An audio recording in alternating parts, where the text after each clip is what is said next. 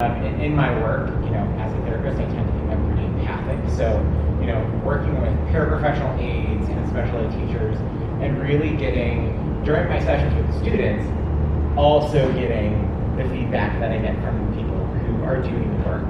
Oh, this is so hard, and well, I've got all this other stuff going on. So, doing therapy with these students, but also like bringing in the energy from the employees and from the staff. And so I was inspired to go back to school and learn about the psychology of work and how can I support these people, because I didn't want to just be, helping the students. What if I could support the system at a bigger level? And so our organization is kind of going through a lot of changes right now. We have a new CEO, we've gone through 3 HR teams. People have talked about the mindset of helpers being kind of martyrs. I can't talk about my personal life and all the struggles that I'm going through, but I've got to come to work and I've got to do this, and I've got to send you emails on Sunday, and I've got to send you emails after work, and I have to respond immediately. And if you send me a message on Teams, I got to do this. And so we have this culture in middle management and leadership of always on, always going. And I'm curious how you would, as I'm trying to inform my organization of other ways to be as they're kind of growing and changing, what you would suggest to either leadership or management about ways to be well, ways to be better, or ways to harness your services within that environment of kind of like a nonprofit special education setting. We could start with policies. That's where we start all the time. Am consistent at that?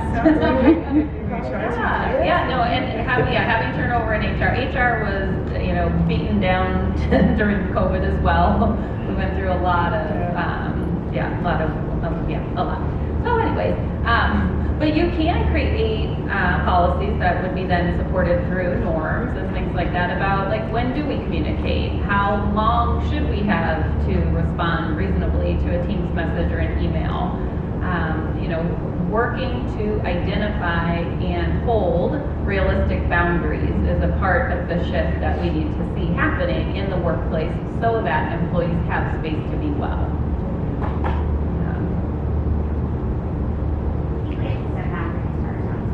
Absolutely. So I have boundaries because I work with PCMS, and they're very typical of, I need this now, 12 Yes. So I have a rule: if you need a progress report or any paperwork, you have to give me 48 hours, because I can't just whip something like that up.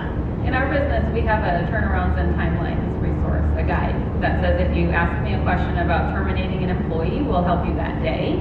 If you ask me for a report, it could take up to 30 days. If you want me to do training, it'll be 2 to 4 weeks. Talk to me about topics that come up in your workplace, and let's put together realistic turnarounds and timelines. Just because technology exists and I can text someone or Teams message them, send an email, that does not mandate their attention. So really, having those conversations is important too, to say just because technology exists doesn't mean that I am going to be in a position to care about it. I don't care. You sent me that. So I'm speaking openly, right?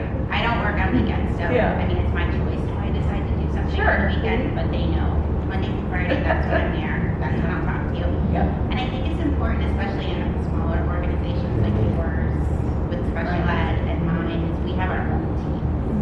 So we're in a home, and I have program managers and a case manager, and that's our team, and that's who we check in with, and that's who We have a handful of clients with behavioral health services in Arizona that own and operate homes, and we've built systems for them to have backup teams and qualified support mechanisms. And we did take time to say, hey, I care about you, Marcia, but I don't care that your email came on Saturday, because I don't work on Saturdays.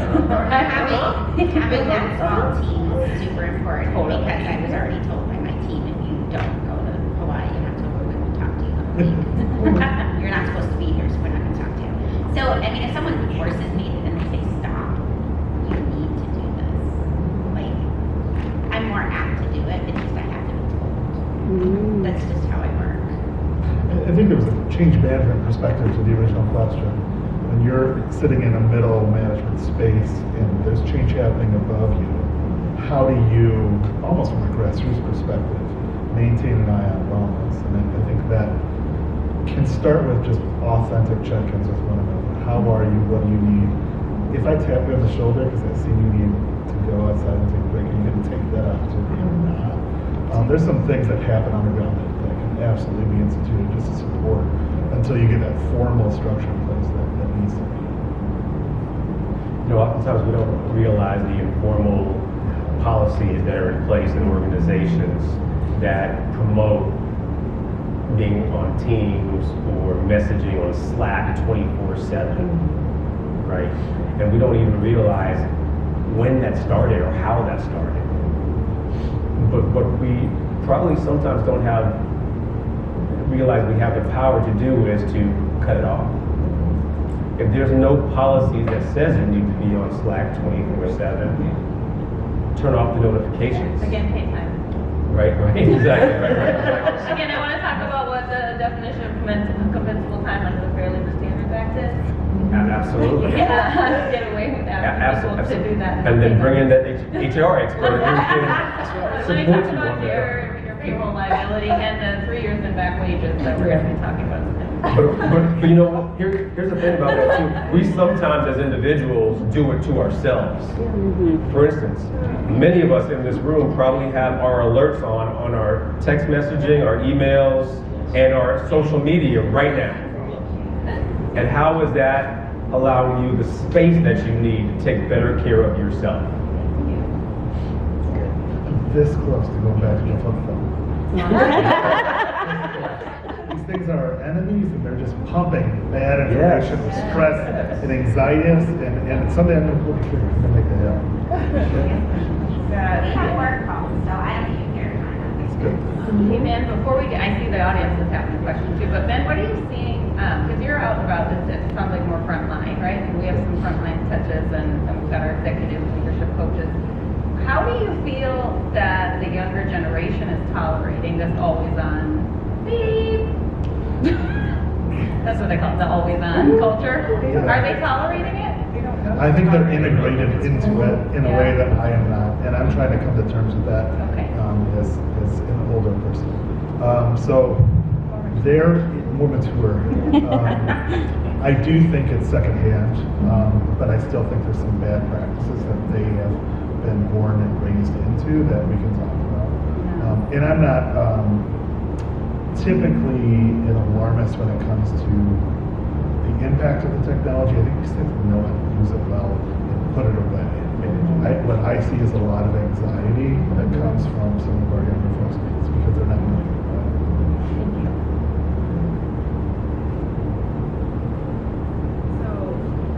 Thank you. Sometimes. Hello? Yep.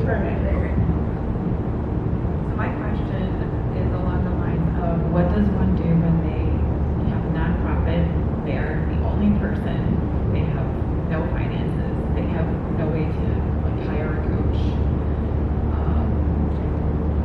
What are their, like there's, how do you find an accountability partner? I mean, you're the one that's supporting all of these individuals that you sometimes experience vicarious trauma.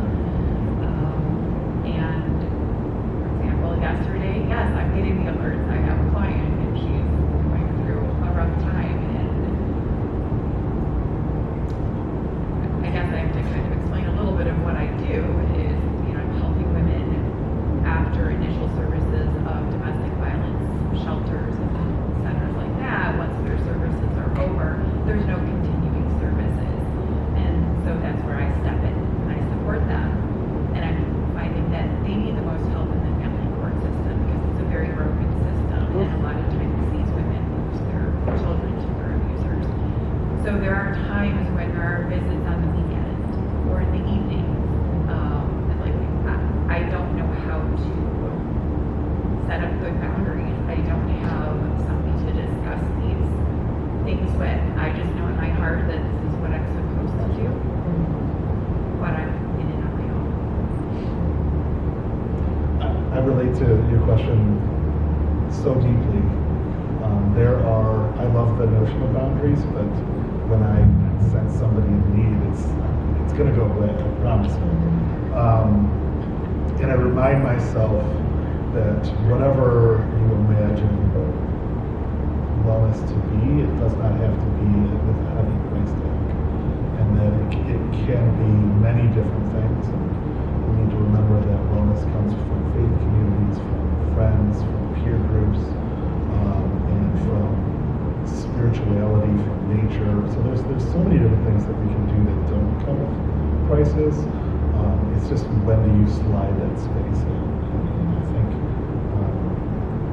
hearing you as the helper that you are, and this person showing up, there's probably a lot of good that brings to you as well. It's just where can you find balance reasonably given what you do? Because that's going to be deeply hard, and that might require some friends to point you in the right direction, as well as all these excellent professional services. And part of my situation, having that as my experience in domestic violence in the past, I don't have a large school of friends to Yeah. talk to about that. It's essentially coming to opportunities like this and meeting other people and, expanding on my business relations. But the personal side, not as much. Yeah, totally. I would challenge you for kudos to you for being here first and foremost. But I would challenge you into expanding your circle in whether it's personal but more professional, to learn from others how they're doing it, how they better do that, set up boundaries in this field. Doing it in a silo sometimes can be exhausting. Often is exhausting. Having colleagues, friends who are in this space, or even indirect spaces, will allow you to be able to express yourself, communicate, but also learn how others are doing it. I can't stress that enough. Just try to reach out to others around you. Yeah, I have found there is nobody that does what I do. Right. So, but there are indirectly.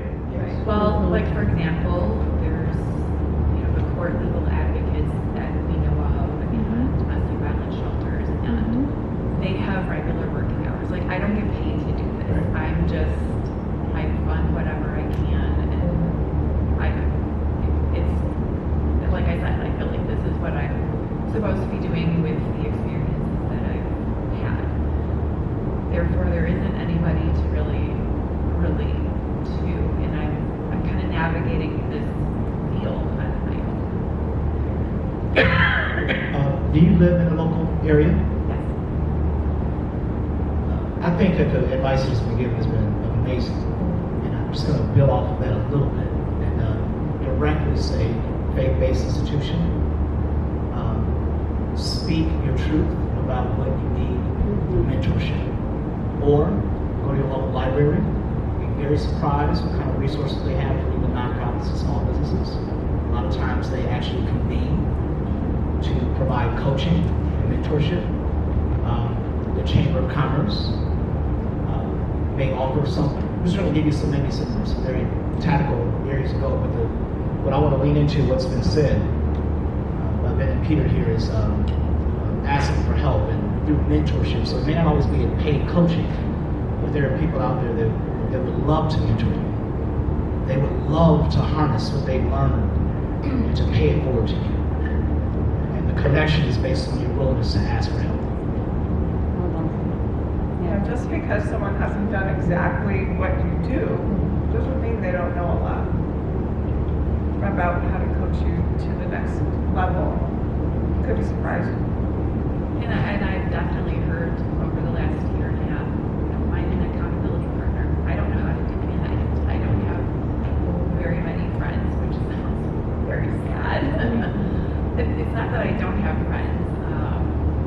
Ultimately, some of the clients, I don't want to say they become friends, but there's that relationship changes just because they lean on me so much that they will talk for hours and hours. And I know that they're processing, so I just, let them and then try to guide them and then through what I experienced. But for me,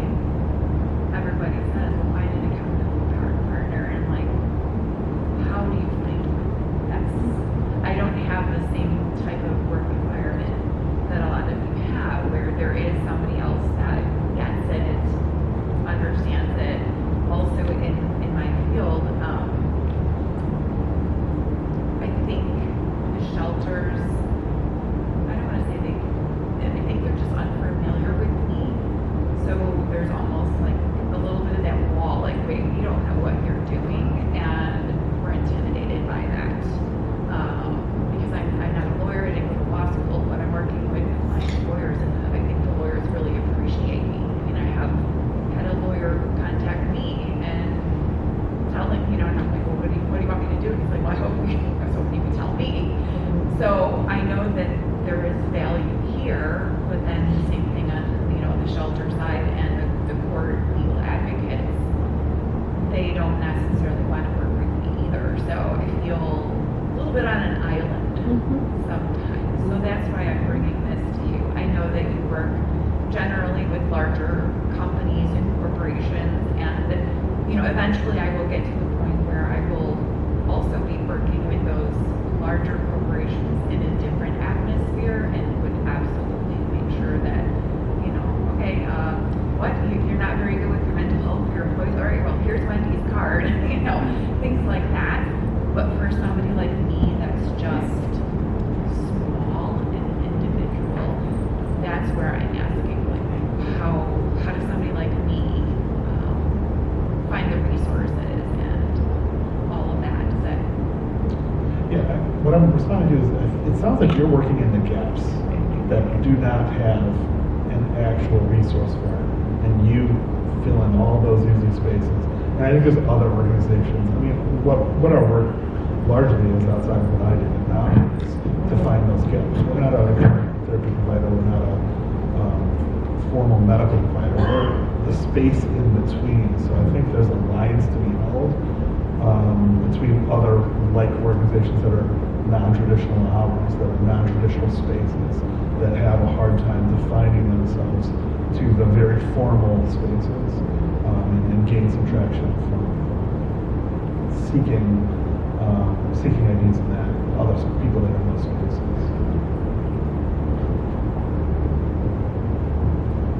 Can I just want to share one thing.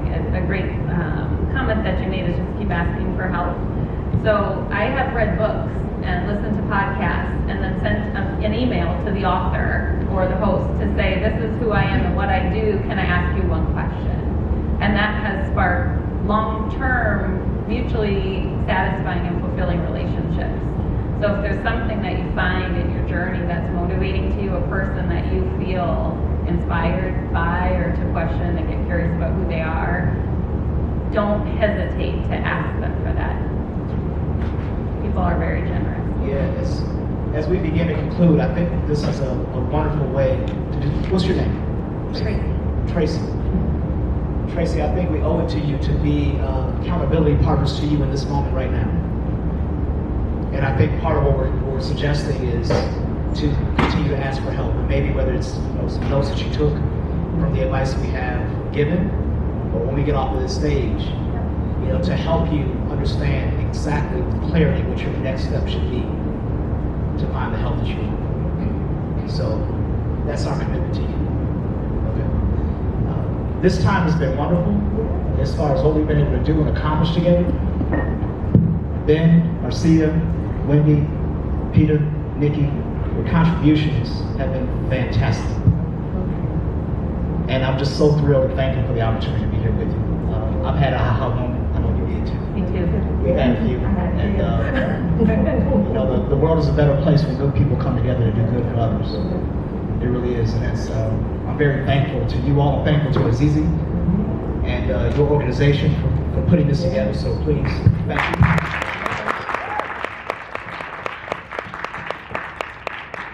For all of you all in the audience and for those that are going to be watching the video, we thank you for joining us. We appreciate your time and commitment, and we look forward to serving you the best way we can moving forward. Thank you.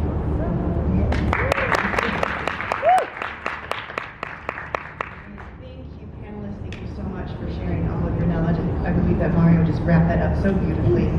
So what we're going to do now, on the lines of thank you, before our final performance, I just want to See, I'm trying not to get emotional because at that moment it was like, I want to thank all the people that helped me. So today, I just want to thank everyone who showed up this entire weekend to experience this event in all of its glory. And I want to start by thanking my team because they have worked, I think, probably the hardest that I have ever asked them to work. I love how Shannon just smiled and they're like, yes, you have. Yes, you have.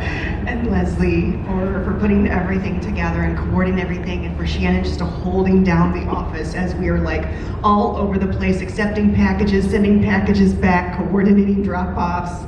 And for our actors who really put in, it was 4 days of rehearsal that we put in together, creating and improvising these scenes and thinking about what could possibly be coming at us and how do we take care of ourselves, and on the fly having Linnea coming in too to be able to support them as well, to just give them space to process all of the things that were coming at them from yesterday, and then working with them today on the final performance, and then our speakers for coming up here and sharing so much knowledge with everybody here, our sponsors for believing in us in the very first event. Thank you so much, like beyond grateful. I want to thank, where's my little one? I want to thank my daughter for just traveling with me this entire time and helping out the actors and helping out Linnea. And then also thank you very much, Vanessa, for helping our team out in promoting this and spreading out the word. And then a final thank you to my mom. Thank you just for raising me to be who I am today. So thank you. All right, so speakers, I'm going to invite you back into the audience because we're going to play a little bit.